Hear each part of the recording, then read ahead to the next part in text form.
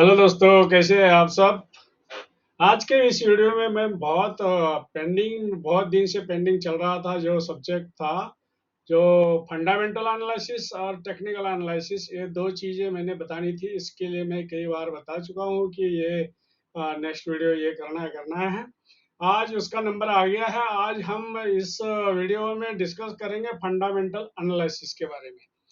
तो fundamental analysis किसी भी कंपनी का करने से पहले ये कई चीजें उसमें ध्यान देनी पड़ती है कि इसमें एनालिसिस करने के लिए हमें क्या क्या चीजें देखनी चाहिए। अभी इसका फंडामेंटल एनालिसिस किसी कंपनी का करना है तो ये किस लिए करना है। अगर ये फंडामेंटली कोई भी कंपनी स्ट्रांग होगी, अच्छी होगी, तो उसमें इन्वेस्टमेंट करने में आपको कोई नुकसान नहीं होगा, ना कोई रिस्क होगी।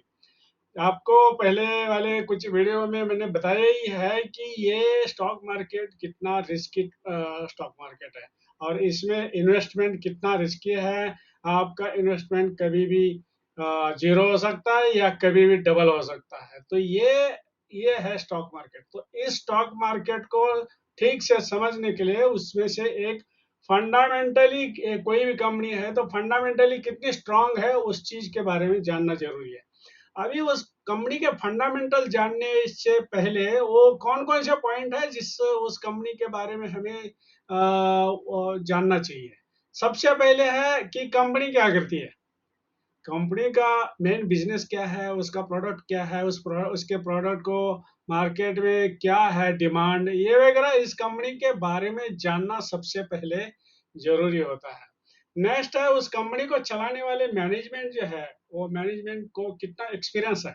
इससे पहले वो कंपनी, ये जो भी कंपनी है उस कंपनी के मैनेजमेंट जो है, इससे पहले कौन कौन सी कंपनी उन्होंने हैंडल की है, और वो जो कंपनी हैंडल की है उस कंपनी के रिजल्ट कैसे रहे, और उन्होंने कैसे मतलब उसको प्रॉफिटेबल बनाया है। इसका रिकॉर्ड, मैनेजमेंट जो टीम है उस मैनेजमेंट टीम के रिकॉर्ड को देखना जरूरी होता है। तो इसलिए मैनेजमेंट की प्रोफिशिएंसी, मतलब उसकी प्रोफिशिएंसी कितनी अच्छी है, उसको देखने के लिए हमें उस मैनेजमेंट टीम का पिछला वाला रिकॉर्ड देखना जरूरी है। नेक्स्ट है फिनेंशियल, किसी भी कंपनी के फिनेंशियल देखना है। इसका मतलब उस कंपनी का सेल्स कितना है, उसके एक्सपेंडिचर कितने हैं, नेट प्रॉफिट कितना कमा रही है, अर्निंग पर शेयर कितना है, मार्केट प्राइस कितनी है, प्राइस टू अर्निंग रेशियो कितना है। ये सब कुछ जो फिनेंशियल किसी कंपनी के जानना है, तो इसके किसी भी कंपनी को अगर हम इन्वेस्टमेंट करने के लिए किसी कंपनी को चुनते हैं तो उसके फिनेंशियल जो है, कम से कम लास्ट 5 ईयर के फिनेंशियल हमें जानने की जरूरत होगी।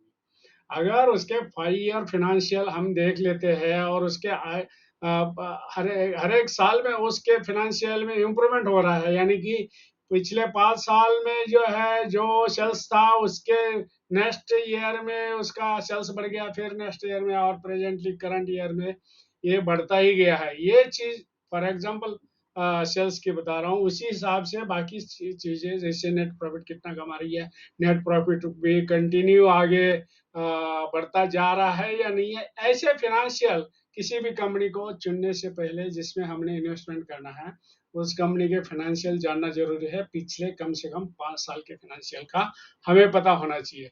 तो ये चीज है जानने का, उसका डाटा कलेक्ट करके ये इसके फाइनेंशियल जानने का, ये एक फंडामेंटली एनालिसिस में एक इम्पोर्टेंट पॉइंट है।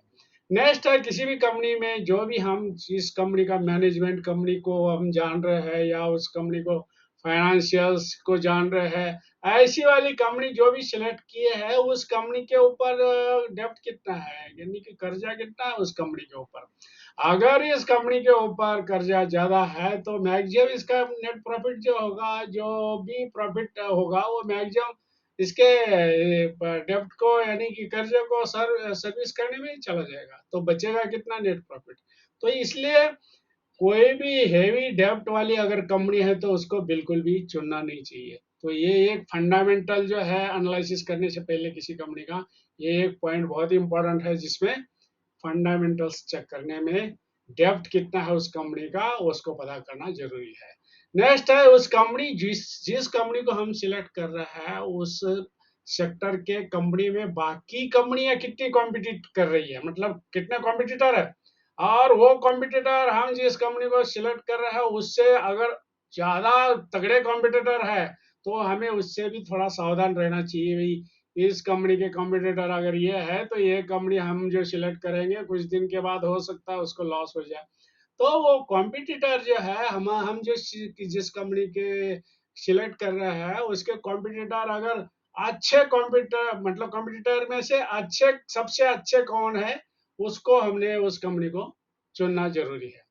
तो नेक्स्ट जो है ये इतनी चीजें हम जब देखते हैं इतनी चीजें देखने के बाद इसका फ्यूचर प्रोस्पेक्ट क्या है उस कंपनी का कि आने वाले 15-20 साल में या 25 साल में इस कंपनी ऐसे बढ़ोतरी रहेगी या आने वाले सालों में वो गिरती जाएगी या कुछ इसका भविष्य जो है वो खराब हो सकता है, ऐसी कोई चीज है क्या? वो चीज भी इसमें देखनी पड़ेगी। ये फंडामेंटल जब एनालिसिस हम करते हैं तो आगे आने वाले 15 से 20 साल तक इस कंपनी में अगर कोई खतरा नहीं है तो ऐसी कंपनी को हमें सिलेक्ट करना चाहिए। और ये जो है ना ये फंडामेंटल जो है हर साल या टाइम टू टाइम चेक करते रहना चाहिए। अगर जो आज सिलेक्ट हम फंडामेंटल सिलेक्ट कोई कंपनी की है और उसके फंडामेंटल आज अगर हमने आज चेक किए हुए हैं तो कुछ दिन के बाद हो सकता है उसमें चेंज आ जाए, किसमें चेंज आ जाए, उसका डेप्थ बढ़ जाए, उसके कॉम्पिटिटर और थोड़े तगड़े हो जाए, ज्यादा कॉम्पिटिटर आ जाए या कोई फाइनेंशियल उसका डाउन हो जाए या जो भी हमने पहले ऊपर पॉइंट हमने डिस्कस किए हैं उसमें से कोई भी चेंज आता है, आ सकता है। अगर आता है तो हमें इसको टाइम टू टाइम इसको रिव्यू करते रहना चाहिए कि कोई चेंज तो नहीं आ रहा है। तो ये सब चीजें सिलेक्ट करने के बाद मतलब उस फंडामेंटल एनालिसिस करने के बाद ही किसी कंपनी को सिलेक्ट करके उसमें इन्वेस्टमेंट करना चाहिए। तो ये चीजें है मेन जो है फंडामेंटल्स हमें क्या क्या देखना चाहिए। अभी उसमें मैं देखा था कि study financial report of company last 5 year कि लास्ट 5 ईयर के फाइनेंशियल रिपोर्ट्स क्या क्या इस कंपनी के है। तो इस कंपनी के फाइनेंशियल में देखने से पहले हमें क्या क्या चीजों का ध्यान रखना चाहिए। तो सबसे पहले इसमें इस कंपनी के सेल्स कितना है, इस कंपनी का जो हम सिलेक्ट कर रहे हैं कोई कंपनी जिसमें हम इन्वेस्टमेंट करना चाहते हैं उस कंपनी के सेल्स कितने हैं और 5 साल में सेल्स बढ़ता जा रहा है या क्या है। एक्सपेंडिचर जो है अगर हर साल पिछले 5 साल से हम एक्सपेंडिचर देख रहे हैं और एक्सपेंडिचर बढ़ता जैसे सेल्स बढ़ रहा है तो एक्सपेंडिचर भी बढ़ रहा है, कोई एक्सपेंडिचर ऐसा तो नहीं है जो सेल्स बढ़ रहा है लेकिन एक्सपेंडिचर भी कम हो रहा है। तो ऐसी कंपनी को भी ये चेक करने की जरूरत होती है। तो उसमें एक नेट प्रॉफिट कितनी कंपनी हर साल कर रही है, इक्विटी बेस उस कंपनी का कितना है, अर्निंग पर शेयर कितना है, उस कंपनी के प्रेजेंट मार्केट प्राइस कितनी है और प्राइस टू अर्निंग रेशियो कितना है, ये सब चीजें इसमें ध्यान देने वाली होती है जब हमने फंडामेंटली स्ट्रॉन्ग कंपनी को ढूंढना है या फंडामेंटल हमने एनालिसिस करना है। तो फंडामेंटल एनालिसिस करते टाइम मैं एक XYZ कंपनी का डाटा ऐसे ही वो फिगर्स लिया है जिसमें आपको समझ में आ जाएगा कि कैसे कैसे उसके फिगर्स होते हैं। जैसे सेल्स किसी एक फाइनेंशियल ईयर में सेल्स जो है किसी कंपनी का 500 करोड़ का सेल्स है और एक्सपेंडिचर 350 करोड़ एक्सपेंडिचर होता है तो बचता है 150 करोड़। तो 150 करोड़ ये नेट प्रॉफिट है जो कि शेयर होल्डर को हमेशा ध्यान देनी चाहिए कि इसका नेट प्रॉफिट कितना है। तो ये है 150 नेट प्रॉफिट। अभी इसका इक्विटी बेस समझ लो किसी इस कंपनी का जो है 200 करोड़ का इक्विटी बेस है जिसका फेस वैल्यू 10 रुपए का है। इसका मतलब इसके शेयर जो इश्यू किए हैं वो 20 करोड़ के शेयर इश्यू किए हैं और टोटल इक्विटी बेस जो है 200 करोड़ का है। तो इसका अर्निंग पर शेयर क्या है, अर्निंग पर शेयर मतलब अर्निंग कितनी है इसकी, net profit is the earning. तो नेट प्रॉफिट 150 करोड़ है, 150 अर्निंग पर शेयर यानी कि अर्निंग 150 करोड़ है और शेयर्स कितने हैं 20 करोड़ शेयर है। तो अर्निंग पर शेयर ऐसे निकलेगा कि 150 करोड़ उसका नेट प्रॉफिट है और टोटल इक्विटी शेयर्स जो है इशू किए हुए हैं वो 20 करोड़ है। तो 150 एक एग्जांपल जो लिया है 150 डिवाइडेड बाय 20 अगर कर लिया तो अर्निंग पर शेयर उसका 7.5 आ जाएगा। तो 7.5 इसका अगर अर्निंग पर शेयर है तो इसकी मार्केट प्राइस अगर 75 रुपीज होती है तो इसका price to earning ratio, price क्या है 75 और प्राइस टू अर्निंग, अर्निंग कितने 7.5। तो प्राइस इज 75, अर्निंग इज 7.5, तो इसका पर इक्विटी रेशियो ये 10 रुपये, मतलब 10, इसका पर इक्विटी रेशियो जो है वो 10 का आ गया। तो कभी भी किसी कंपनी को फंडामेंटली अगर चेक करना है कि कोई कंपनी इसके फंडामेंटल्स फाइनेंशियल्स अगर चेक करने हैं, तो उसमें यह देखना है कि प्राइस टू अर्निंग रेशियो कितना है। ये फैक्टर बहुत ही इंपॉर्टेंट है। अगर आपने देख लिया कि अर्निंग पर शेयर इसका इतना है, मार्केट प्राइस इतनी है और इसका इक्विटी बेस इतना है, ये अगर आपको सही लगा तो इससे आप प्राइस टू अर्निंग रेशियो निकाल सकते हैं।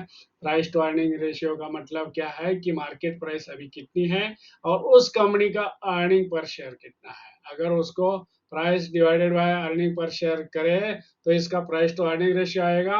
ये अगर नॉर्मली 10 रुपए 10 का प्राइस 10 का पी रेशियो है, प्राइस टू अर्निंग रेशियो अगर 10 है, तो एक सेफ कंपनी मानी जाएगी कि इसमें आप इन्वेस्टमेंट कर सकते हैं। लेकिन पी जो है, प्राइस टू अर्निंग रेशियो जो है, 10 से अगर कम होता है तो समझ लो 7 का पी रेशियो 7 आ गया है और हमने फंडामेंटल्स पूरे चेक कर लिए कि इस कंपनी का प्रोडक्ट क्या है, इस कंपनी का मैनेजमेंट क्या है, यह सब कुछ अच्छा होने के बाद अगर उस कंपनी का प्राइस टू अर्निंग रेशियो 10 से कम है तो इसको आंख बंद करके उस कंपनी के शेयर्स को खरीद लेना चाहिए। और अगर ये प्राइस टू अर्निंग रेशियो 10 से ज्यादा है, समझ लो 15 हो गया है, 20 हो गया, 50 हो गया, तो उस कंपनी के शेयर खरीदने से पहले 10 बार सोचना चाहिए कि ये प्राइस टू अर्निंग रेशियो इतना क्यों बढ़ा है। कई रीजंस होते हैं, कभी कभी कंपनी के प्राइस टू अर्निंग रेशियो का बढ़ जाता है क्योंकि उसके फ्यूचर प्लान जो है या उसकी कंपनी की ऑर्डर बुक वैल्यू जो है उसकी ज्यादा होती है, जो उसको बुक मतलब जो ऑर्डर्स मिले हैं उसके ऊपर भी उस शेयर की कीमत बढ़ जाती है, जिसकी जिसकी वजह से प्राइस टू अर्निंग रेशियो बढ़ जाता है। तो ऐसी कौन सी चीज है जिसका 10 से ज्यादा का प्राइस टू अर्निंग रेशियो उस कंपनी का बढ़ा है। अगर उसका कोई रीजन नहीं है, ओनली जो है, मैंने पिछले एक दो वीडियो में बताया था कि अफवाहें जैसी चलती है, रोमर्स के ऊपर मार्केट प्राइस चलता है, तो ये अफवाह की वजह से तो उस कंपनी के शेयर की प्राइस, मार्केट प्राइस बढ़ने ऐसे तो नहीं बढ़ी है। अगर ऐसे बढ़ी है तो 10 से पी जो है 10 से ज्यादा अगर होता है तो ऐसी कंपनी से थोड़ा दूर ही रहना चाहिए। तो किसी भी कंपनी का शेयर खरीदने से पहले आपको क्या, एक इम्पोर्टेंट चीज है कि उस कंपनी का प्राइस टू अर्निंग रेशियो कितना है। तो ये अगर आप एनालिसिस कर पाते हैं, price to earning earning per share निकाल सकते हैं, प्राइस मार्केट शेयर प्राइस तो आपको मार्केट में मिल जाएगी, और प्राइस टू अर्निंग रेशियो अगर ये आप ठीक से एनालिसिस कर सकते हैं, जिसमें और भी पॉइंट्स जो बताए हैं मैंने पहले कि फंडामेंटल में क्या क्या देखना चाहिए, वो अगर वो सही है और इस तरह आप प्राइस टू अर्निंग रेशियो अगर निकाल दिया है, तो ये इस मुताबिक आप एनालाइज करके आप खुद भी कोई भी जो है बाइंग या सेलिंग डिसीजन ले सकता है। तो ये आपके ऊपर है कि ये चीजें जब तक आपको कंफर्म नहीं हो जाती कि इसका प्राइस टू अर्निंग रेशियो इस वजह से अगर कोई बड़ा है तो क्यों बड़ा है वो पता करने के लिए, और कम है तो उसमें बिल्कुल भी सही समझ के उसको बाय करना, ये वगैरह जो आप एनालाइज खुद कर सकते हैं, इसके मुताबिक अगर आप खुद करके खुद ही डिसीजन ले सकते हैं कि इस कंपनी के शेयर खरीदने चाहिए, या अगर आपके पास है तो उसको बेच देने चाहिए। जो भी है, प्राइस टू अर्निंग रेशियो अगर बढ़ गया तो बेच दो, प्राइस टू अर्निंग रेशियो अगर कम हो गया तो इसके शेयर खरीद लो, और अननेसेसरी कोई प्राइस टू अर्निंग रेशियो बढ़ता है तो उसके ऊपर भी ध्यान देना जरूरी है। अगर अननेसेसरी बढ़ता है और आपके पास शेयर है तो सेल कर दो, लेकिन खरीदो मत उस चीज को। तो ये था सब कुछ फंडामेंटल्स एनालिसिस के बारे में आज के इस वीडियो में। अगर आपको ये वीडियो अच्छा लगा तो लाइक कर लेना, शेयर कर लेना, सब्सक्राइब जरूर कर लेना, जिससे कि आपको मेरे जो भी नेक्स्ट वीडियो आने वाले हैं वो जल्दी मिल जाएंगे, और उसमें बेल आइकॉन का बटन दबाने से तो आपको उसके नोटिफिकेशन आ जाएगा कि ये नया वीडियो आ गया है। तो इस वीडियो में बस इतना ही। All the best, thank you for watching, bye bye.